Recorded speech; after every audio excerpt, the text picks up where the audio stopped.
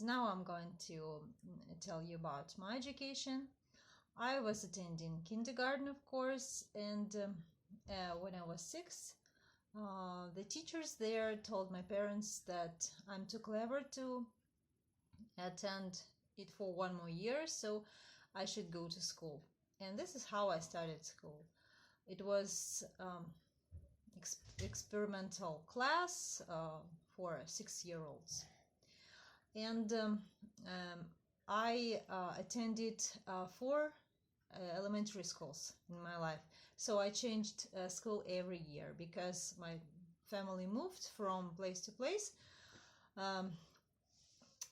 We rented flats, that's why we moved, and I changed school. It wasn't difficult for me to get used to new classmates. It was okay. And then I attended elementary, then secondary school or middle school, and it was my decision to go to a different school when I was in the 7th grade. I asked my parents, and they helped me to change school for the last time, and I attended school very close to my house. But it wasn't just an ordinary school. It was called somehow economical, technical, or physical lyceum. I guess that it's because the director there was a physician or physicist. I am not sure. Okay. But I wasn't good at physics or maths or chemistry. I got unsatisfactory marks sometimes, and I had to take private lessons on maths and physics.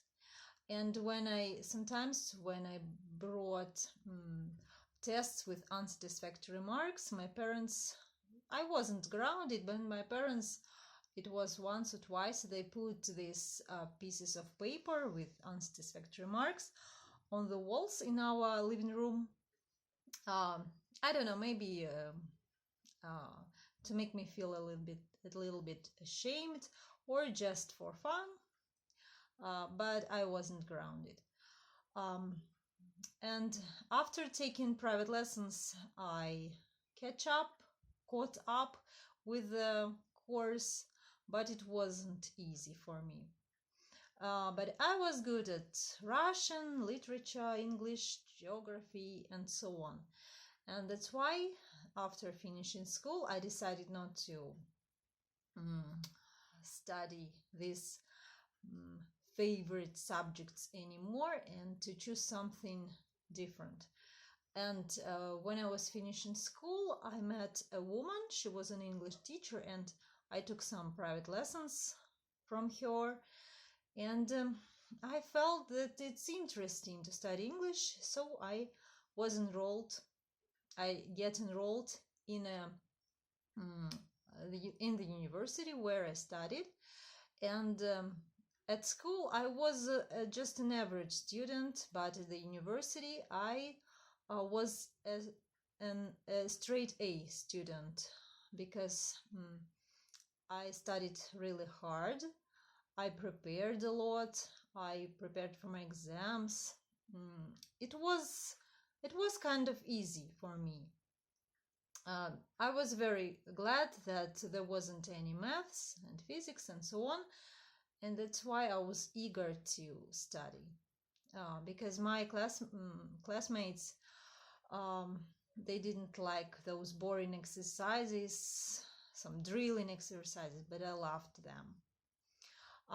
So I was going to become an interpreter or translator, and those 5 years of my life were really interesting. I lived with my parents. I didn't live in campus or dorm, because dorms are for students who come from villages. So that's why I lived with my parents. I didn't have the necessity to live in a dorm. And what to say about changes in the education? Well, for example, I was the last student at school who, not only me, but all my classmates, we were the last who didn't have to take, in Russia it's called ЕГЭ, and in Kazakhstan it's called, I forgot the abbreviation one more time. I always forget it. EMG or something like that. ЕГЭ, not ЕГЭ. Okay, it doesn't matter. So my exams were, I wrote a composition in Russian literature. Yeah, it was a composition about Bunin. I remember it. And as my grandmother was a teacher of Russian and literature, and then when she read this composition, so she said it was really good. And I got, at school I got a diploma because I wrote such a wonderful composition. So about exams, yeah, I wrote, it wasn't a multiple choice test on maths, but it was a kind of, I should have done some sums and so on. So I didn't like school, but I liked my university years, and I think that it's never late to learn, and we learn all our lives. Like now, I'm learning every day. I'm learning here. I'm learning from my pupils, from my students,